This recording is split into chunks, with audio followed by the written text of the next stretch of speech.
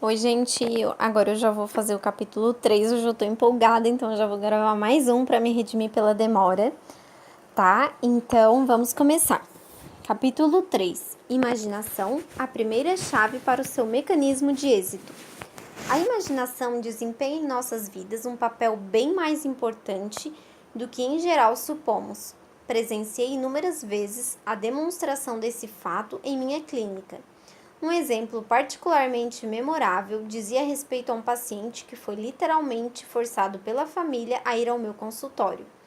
Era um homem de aproximadamente 40 anos, solteiro, que exercia durante o dia uma função rotineira e se fechava em seu quarto assim que chegava em casa, jamais indo a lugar nenhum nem fazendo coisa alguma. Tivera já muitos empregos do mesmo gênero, mas parecia não ser capaz de conservá-los durante muito tempo. Seu problema era um nariz um tanto grande e orelhas um pouco mais salientes do que o normal. Considerava-se feio e de aparência cômica. Imaginava que as pessoas com quem entrava em contato durante o dia se riam e falavam dele à socapa, pelo fato de ser tão esquisito. Sua cisma chegou a tal ponto que ele, na verdade, tinha medo de sair de casa e andar no meio das pessoas. Quase não se sentia seguro, nem em sua própria casa. Chegou a imaginar que a sua família tinha vergonha dele por ser tão estranho e não como os outros. Na realidade, os seus defeitos faciais nada tinham de excepcional. O seu nariz era do tipo romano, clássico, e suas orelhas, embora grandes, não atraíam mais atenção do que as de milhares de pessoas com orelhas semelhantes. Em desespero, sua família o levou ao meu consultório a fim de ver se eu poderia ajudá-lo. Vi desde logo que ele não precisava de cirurgia, mas apenas de compreensão de que sua imaginação havia feito em sua autoimagem estragos tais que ele perdera de vista a realidade. Na verdade, não era feio. Ninguém o considerava esquisito ou ria por causa de sua aparência. A sua imaginação apenas era responsável pelo seu sofrimento. A imaginação instalara dentro dele um mecanismo de fracasso, automático e negativo, que estava operando a todo vapor e era o responsável pelo seu infortúnio.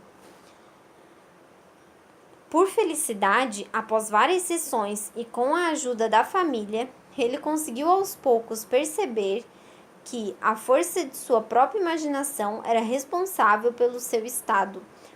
Conseguiu adquirir uma autoimagem realista e ganhar a confiança de que necessitava, utilizando-se da imaginação criadora em lugar da imaginação destrutiva. Imaginação criadora não é algo exclusivo de poetas, filósofos ou inventores. Ela participa de todos os nossos atos. É a imaginação que fixa o retrato do objetivo em busca do qual nosso mecanismo automático operará.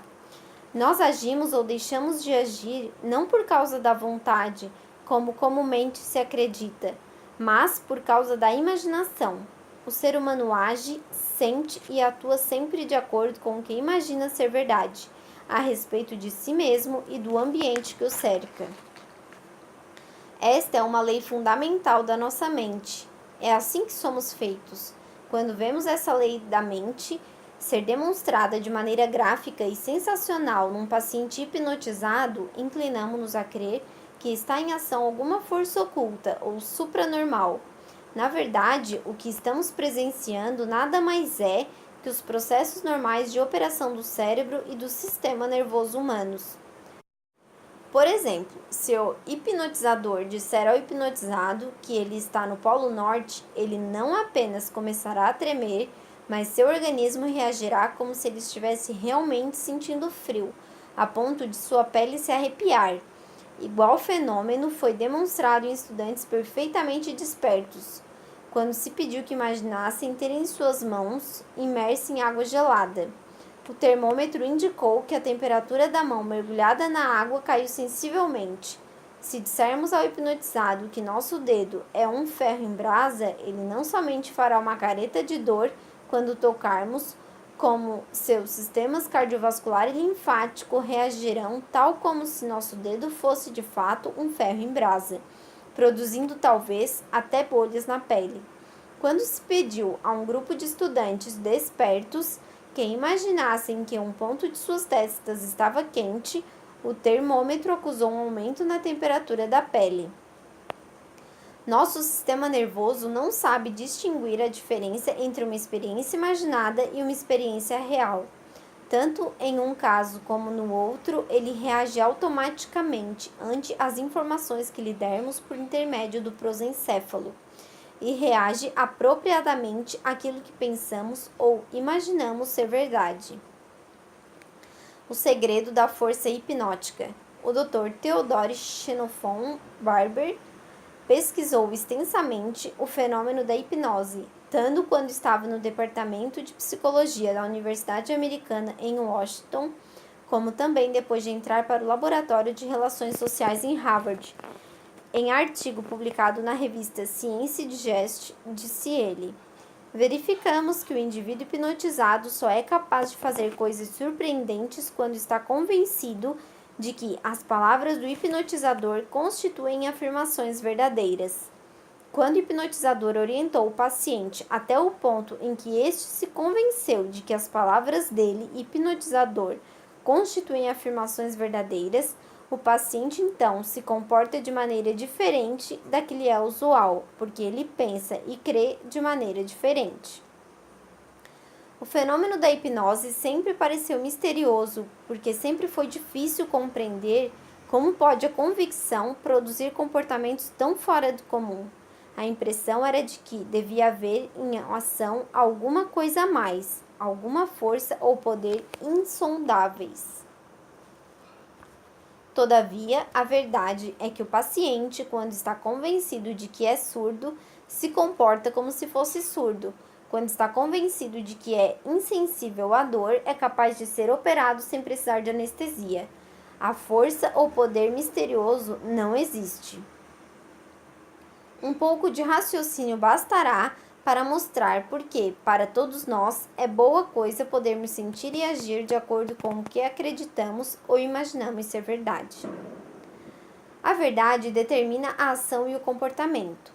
O cérebro e o sistema nervoso humanos foram feitos para reagir de modo automático e adequado aos problemas e desafios do ambiente.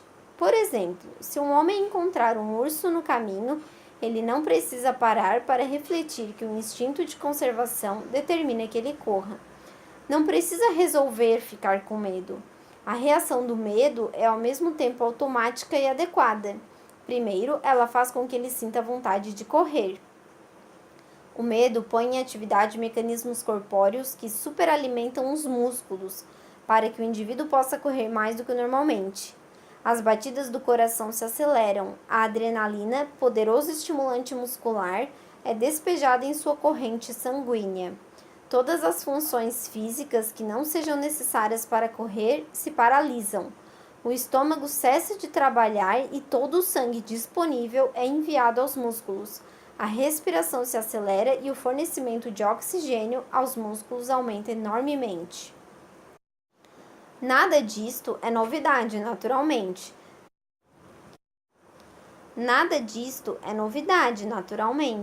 Todos nós aprendemos essas coisas na escola, mas o que talvez nos tenha passado despercebido é que o cérebro e o sistema nervoso que reagem automaticamente ao ambiente são o mesmo cérebro e sistema nervoso que nos dizem o que é esse ambiente.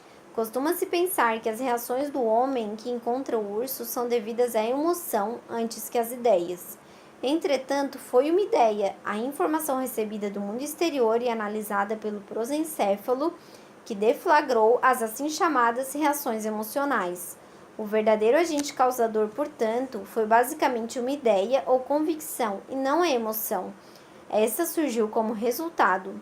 Em suma, o homem em questão reagiu ao que ele supunha ou acreditava ou imaginava que fosse o ambiente. As mensagens que nos são trazidas do meio ambiente consistem de impulsos nervosos partidos dos vários órgãos dos sentidos.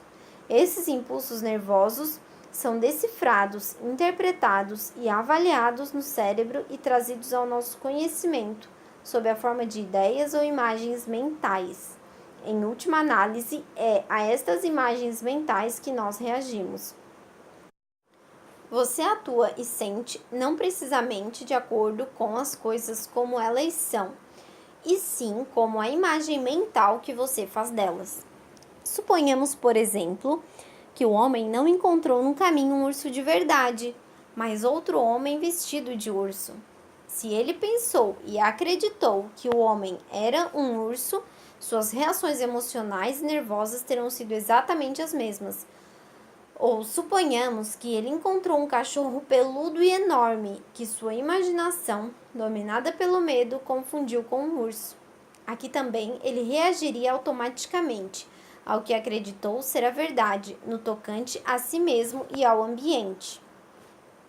Segue-se daí que, se as ideias e imagens mentais que temos a respeito de nós mesmos forem deformadas ou irreais, nossas reações ao meio ambiente serão igualmente inadequadas.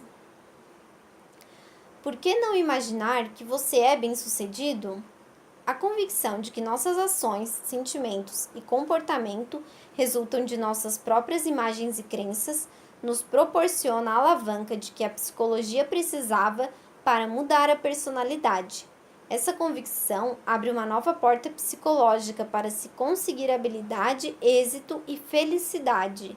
Os quadros mentais nos dão a oportunidade de exercitar novos gestos e atitudes, o que de outro modo não poderíamos fazer. Isto é possível porque, repetimos, nosso sistema nervoso não distingue a diferença entre uma experiência real e outra que foi vividamente imaginada. Se imaginarmos a nós mesmos agindo de determinada maneira, isso é quase a mesma coisa que o ato real, e o exercício mental nos ajuda a atingir a perfeição. Numa experiência controlada, o psicólogo R.A. Vandel demonstrou que o exercício mental de atirar flechas no alvo aperfeiçoa a pontaria, tanto quanto se a pessoa atirasse realmente as flechas. A pessoa senta-se diante do alvo durante um certo tempo todos os dias e imagina que está atirando as flechas.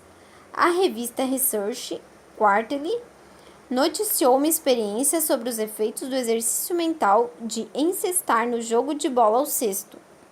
3 grupos de estudantes foram submetidos a um teste de 20 dias. O primeiro grupo, durante 20 minutos por dia, anotaram seus resultados do primeiro e do último dia. O segundo grupo foi examinado no primeiro e no último dia, sem que seus componentes fizessem qualquer exercício entre esses dias. O terceiro grupo passou 20 minutos por dia imaginando que lançava a bola à cesta. Quando erravam, imaginavam que corrigiam a pontaria. O primeiro grupo, que fez exercícios reais, apresentou melhora de 24% no aproveitamento dos lançamentos. O segundo grupo, que não fez qualquer treino, não mostrou melhora. E o terceiro grupo, que treinou apenas em imaginação, melhorou 23%. Como exercício pela imaginação, venceu um campeonato de xadrez. A edição de abril de 1955 da revista Reader's Digest publicou um artigo de Joseph Phillips, extraído de The Rotarian e intitulado Xadrez, chamam-no de jogo. Nesse artigo, Phillips nos conta que Capablanca, o grande campeão de xadrez, era tão superior a seus adversários que os críticos eram de opinião que jamais seria vencido. Contudo, ele perdeu o cetro para um jogador relativamente obscuro, Alekhine, que não parecia sequer ameaçar o genial enxadrista cubano. O mundo enxadrístico foi abalado pela notícia da vitória de Alekhine, fato que nos dias de hoje equivaleria a um finalista do campeonato de boxe amador derrotar o campeão mundial dos pesos pesados. Conta Phillips que Alekhine se preparou para o torneio mais ou menos como um pugilista treina para uma luta. Foi para o campo, deixou de beber e de fumar e se entregou a exercícios ginásticos. Durante 3 meses, ele jogou xadrez apenas imaginariamente, acumulando energias para o momento de enfrentar o campeão. Imagens mentais podem ajudá-lo a vender mais. Em seu livro Como Ganhar $25.000 por Ano Vendendo, Charles Hoff relata como um grupo de vendedores em Detroit que pôs em prática uma nova ideia melhorou suas vendas 100%. Outro grupo em Nova York conseguiu um aumento de 150%. E vendedores individuais, usando a mesma ideia, aumentaram sua produção até 400%. Que ideia é essa que dá tais resultados para os vendedores? É uma coisa chamada fazer de conta, e você deve aprender a respeito dela, porque, se quiser, ela poderá duplicar as suas vendas. O que é fazer de conta? Ora, é simplesmente você imaginar-se a si mesmo em várias situações de venda, depois solucioná-las mentalmente, até saber o que fazer e o que dizer, sempre que igual situação surgir na vida real. O motivo por que essa ideia dá tão bons resultados é que vender é simplesmente uma questão de situações. Cria-se uma situação cada vez que você conversa com um cliente. Ele diz alguma coisa ou faz uma pergunta ou levanta uma objeção. Se você souber sempre como replicar ao que ele diz, ou responder-lhe as perguntas, ou neutralizar-lhe as objeções, você faz vendas. Pelo sistema do faz de conta, o vendedor, quando está sozinho, cria situações em que imagina face a face com o cliente, este a levantar objeções e criar problemas, e ele a resolvê-los da maneira mais apropriada. Use quadros mentais para conseguir um emprego melhor. O falecido William Moulton Marston, famoso psicólogo, recomendava o que chamava de exercício do ensaio a homens e mulheres que o procuravam para que os auxiliassem a arranjarem melhores empregos.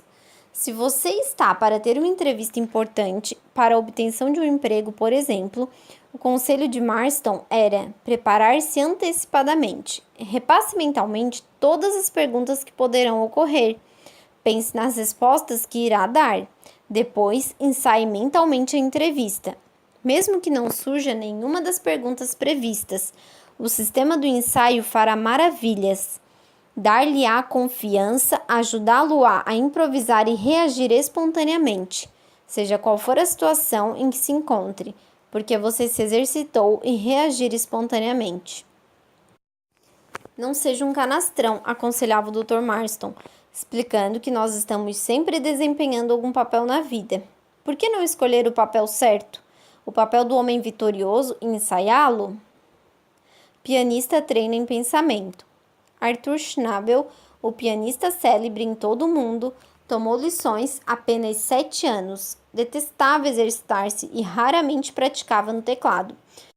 Quando lhe perguntavam a respeito da insignificância de seus exercícios em comparação com outros pianistas, respondia: eu pratico em pensamento. C.G. Koop, da Holanda, conhecida autoridade no ensino de piano, recomenda a todos os pianistas que pratiquem em pensamento. Uma nova composição, diz ele, deve primeiro ser repassada mentalmente. Deve ser memorizada e executada na imaginação, antes de pormos os dedos no teclado. O exercício de imaginação pode melhorar os resultados no golfe. A revista Time noticiou que o famoso Ben Hogan, quando participa de um torneio, treina mentalmente cada tacada, logo antes de dá-la. Ele executa a tacada com perfeição em pensamento, sente o taco acertar na bola exatamente como devia, sente a si mesmo executando um follow-through perfeito. Depois caminha para a bola e confia no que chama de memória muscular para executar o tiro tal como imaginou. Alex Morrison, talvez o professor de golfe mais conhecido em todo o mundo, criou até um sistema de exercício mental que melhora notavelmente o aproveitamento do jogador.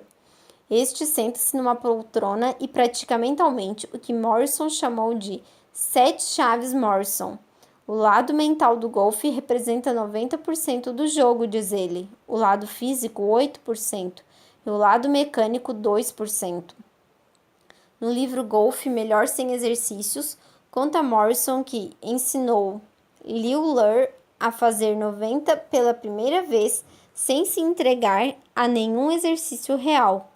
Fez Lur sentar-se numa poltrona em sua sala de estar e relaxar-se enquanto lhe demonstrava o swing correto e lhe dava explicações sobre as chaves Morrison. Lur não deveria fazer qualquer exercício real no campo de golfe. Devia, em lugar disso, passar 5 minutos por dia em sua poltrona, com os músculos relaxados, vendo-se mentalmente a executar as chaves da maneira correta. Prossegue Morrison, contando como, alguns dias depois, sem ter feito qualquer preparo físico, Lur voltou a jogar suas duplas de costume e surpreendeu a todos com seus magníficos resultados. A essência do sistema Morrison é: precisamos ter um quadro mental muito nítido da coisa certa para podermos executá-la corretamente. Morrison, graças a esse método, permitiu a Paul Whitman e muitas outras celebridades melhorar de 10 e até 12 pontos suas marcas de golfe. Em artigos que escreveu há alguns anos, Johnny Bula, o famoso profissional de golfe, afirmava que muito mais importante do que a posição no golfe era ter uma imagem mental perfeitamente nítida de onde se queria que a bola fosse e o que se pretendia que ela fizesse. Muitos dos profissionais, diz Bula, têm às vezes um ou mais defeitos sérios em sua posição. Contudo, sempre obtêm ótimos resultados. A teoria de Bula era que se o jogador retratar mentalmente o resultado, vir a bola, ir onde deseja que ela vá e tiver confiança para saber que ela falará aquilo que ele quer, seu subconsciente se encarregará de dirigir-lhe os músculos da maneira correta.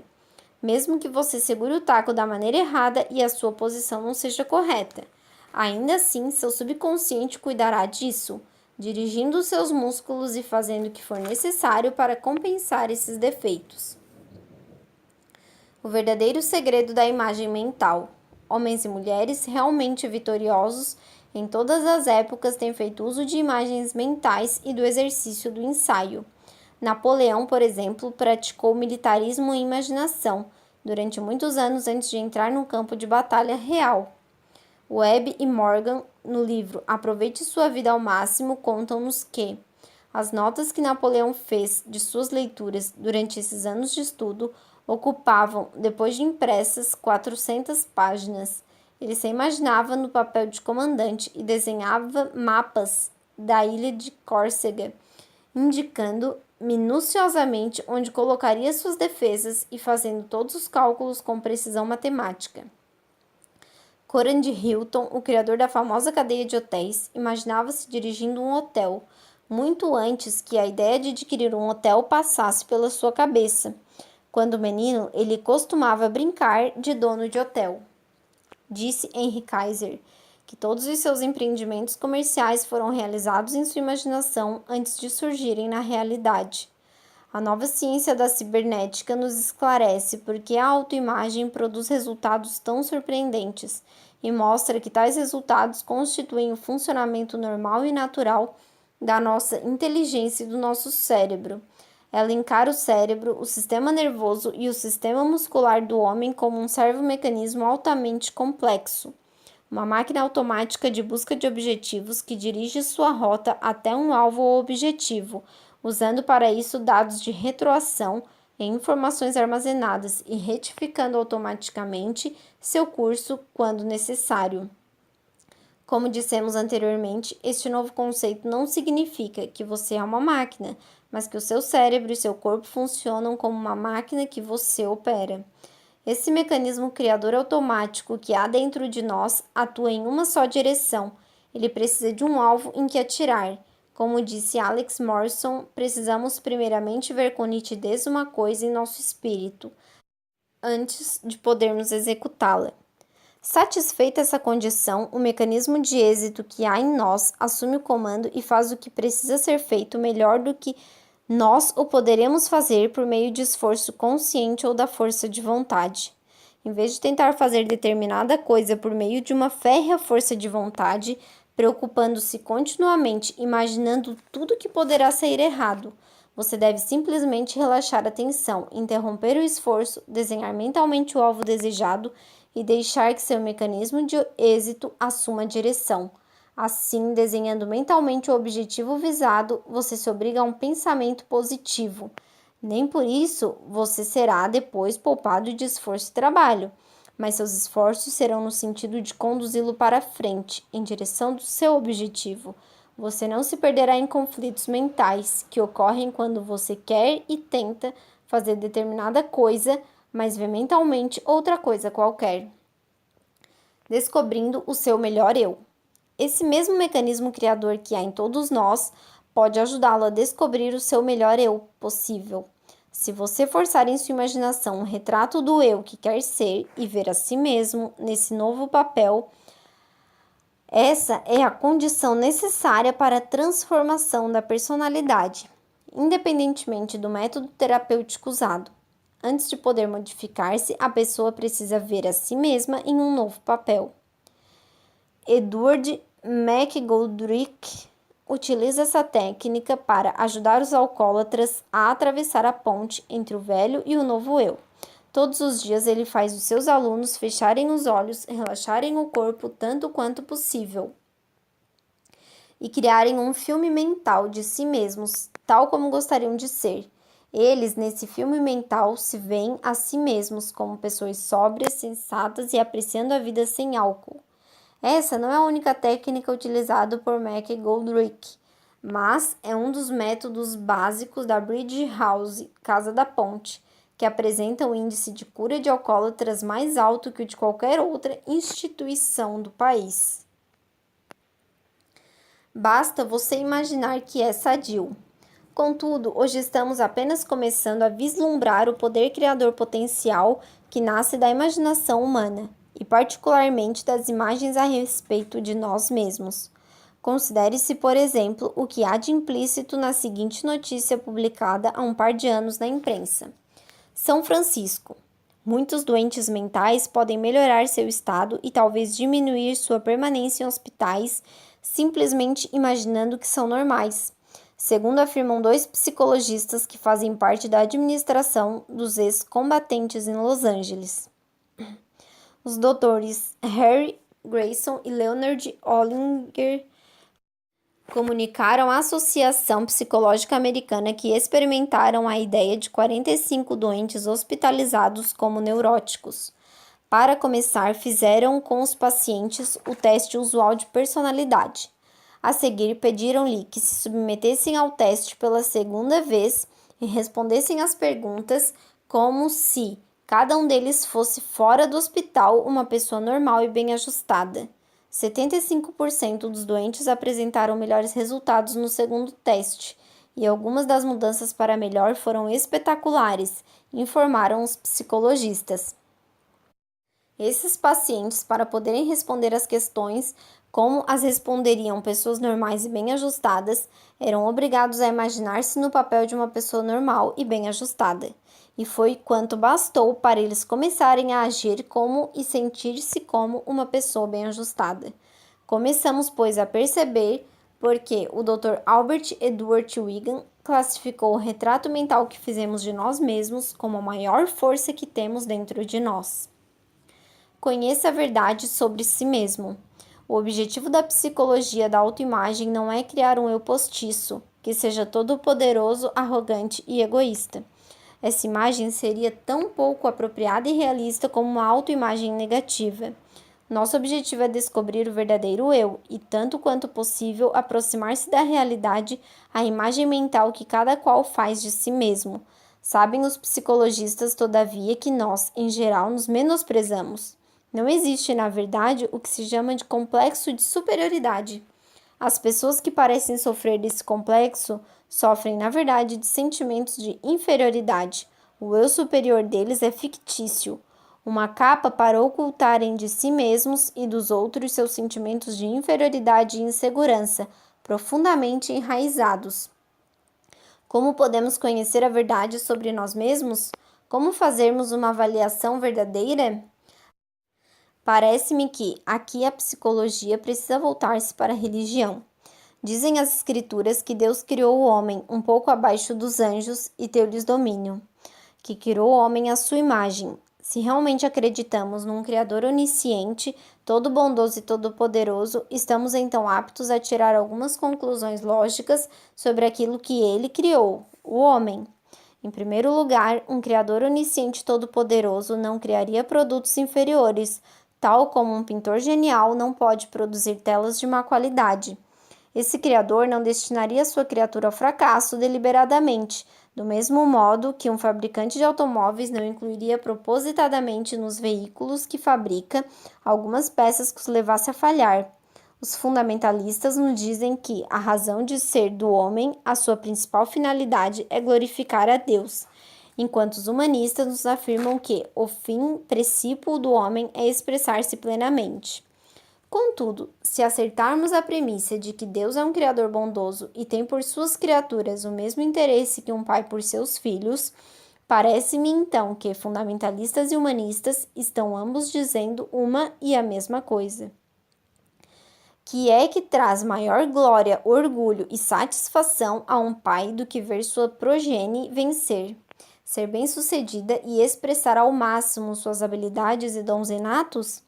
Jesus exprimiu esse mesmo pensamento quando mandou que não puséssemos a candeia debaixo da cama, mas deixássemos nossa luz brilhar, para que vosso Pai seja glorificado. Não posso crer que haja para Deus alguma glória em ver suas criaturas andarem deprimidas com um semblante abjeto, temerosas de erguer a cabeça e ser alguém. Como disse o Dr. Leslie, se o retrato mental que temos de nós mesmos é o de João Ninguém derrotado e perseguidos pelo medo, descartemo-nos imediatamente dessa imagem e levantemos a cabeça. Deus nos vê como homens e mulheres em quem e por meio de quem ele pode realizar a sua grande obra. Voltemos, pois, a olhar para o nosso verdadeiro eu, que nasce no momento mesmo em que acreditamos em sua existência. Precisamos reconhecer a possibilidade de mudança no eu que estamos agora em processo de vir a ser. O velho sentimento de indignidade e malogro deve ser afastado. É falso e não devemos dar crédito ao que é falso.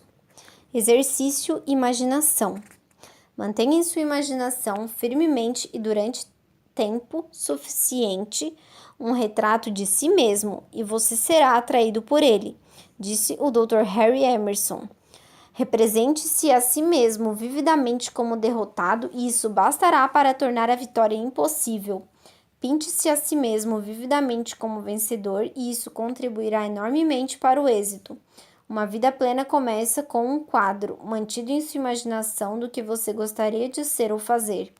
Sua autoimagem atual é o produto de quadros que sua imaginação fez de você, mesmo no passado. Quadros esses que, por sua vez, nasceram das interpretações e avaliações que você fez da experiência. Agora você deve usar para construir uma autoimagem adequada o mesmo método que usou antes para construir uma autoimagem não adequada. Reserve um período de 30 minutos por dia em que possa estar sozinho, sem que ninguém o perturbe. Relaxe-se e fique tão comodamente quanto possível. Então feche os olhos e use a imaginação. Muitos acham que obtêm melhores resultados imaginando-se sentados diante de uma grande tela de cinema e assistindo a um filme de si mesmos. O importante é que os quadros sejam tão vívidos e pormenorizados quanto possível. O meio de conseguir é prestar atenção a pequenos detalhes, sons e objetos do seu ambiente imaginário. Uma de minhas pacientes estava fazendo esse exercício para vencer o medo do dentista. Não obteve resultados até que começou a observar pequenos detalhes no seu quadro imaginário. O cheiro do antisséptico no consultório, o tato do couro nos braços da poltrona, as unhas bem cuidadas do dentista quando as mãos dele se aproximavam de sua boca e etc. Detalhes do ambiente imaginado são de importância fundamental neste exercício, porque para todos os efeitos você está criando uma experiência prática. E se a imaginação for suficientemente vívida e pormenorizada, o seu exercício imaginário no que diz respeito ao seu sistema nervoso equivale a uma experiência real. Outro ponto essencial é ter em mente que, durante esses 30 minutos, você vê a si mesmo agindo e reagindo de maneira apropriada, ideal e bem-sucedida. Pouco importa como você agiu ontem. Você não precisa procurar ter fé em que agirá da maneira ideal amanhã. Seu sistema nervoso cuidará disso no devido tempo, se você continuar a exercitar-se. Veja-se a si mesmo agindo, sentindo e sendo aquilo que deseja ser.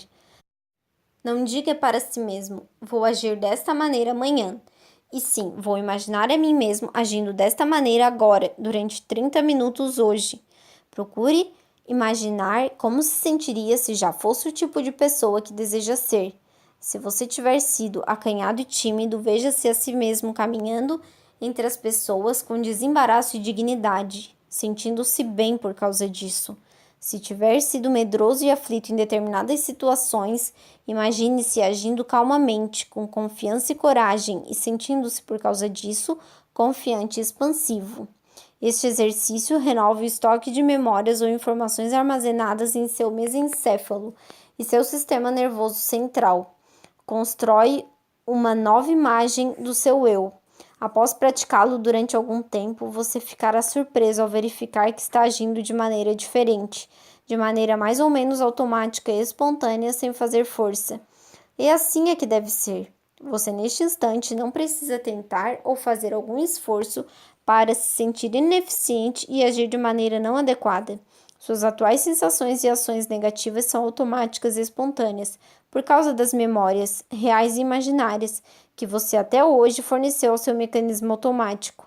Pois bem, com as experiências e pensamentos positivos, esse mecanismo também funcionará de maneira automática, tal qual como os negativos. Pontos-chave a lembrar. Preencha estes claros 5 pontos. Caso descreva alguma experiência do seu passado que tenha sido explicada pelos princípios mencionados neste capítulo. Então é isso, gente. Terminamos mais um capítulo. Se você gostou, deixa o seu joinha, se inscreve no canal para não perder o próximo, tá bom? Um grande abraço, gente. Beijos de luz. Até mais.